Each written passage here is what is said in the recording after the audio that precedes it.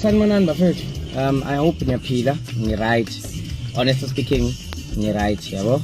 Ngiyazi usikade abanye benu befuna ukuthi kube khona nami into engishoyo with the incidents that happened. Nani. Inkinga isekutheni-ke the focus njengamanje isemcimbini ongumgqibelo mhla 29 eCarlsfontein. Ama-tickets are selling and asasekhona khona, yabo. So ilokho kubalulekile kakhulu. In terms of into eniyibonile umuntu mhlawumbe akaqala axolise nje endlela ayiphathe ngayo naye, yabo. Bekungafanele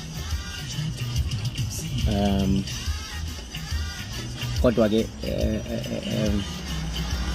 ngicela nilindele a formal statement makho siyeza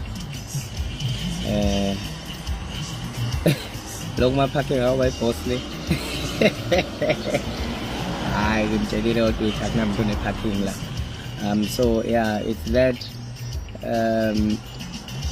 mhlawumbe lokuphinda futhi ngiqinisekise ukuthi emcimbini asizukuba nje nayo inkinga yokuphuzana, asizukuba nayo inkinga ye-safety nokungaphephi nani ngenxa yokuthi sesikhulumile nobafu, yabo.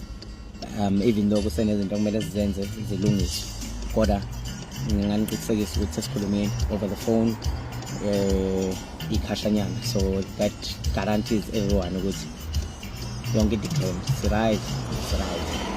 right bafethu, it's right, wonke umuntu right. Mawuthi kumele kudliwe amadombola nespice sentsha but ke in all honesty amaphutha siyaqhubeka siphile bafethu.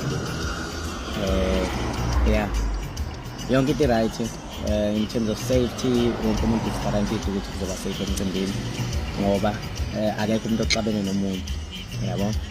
So ake sivale lapho kwamanje. Alright, ake sivale lapho kwamanje.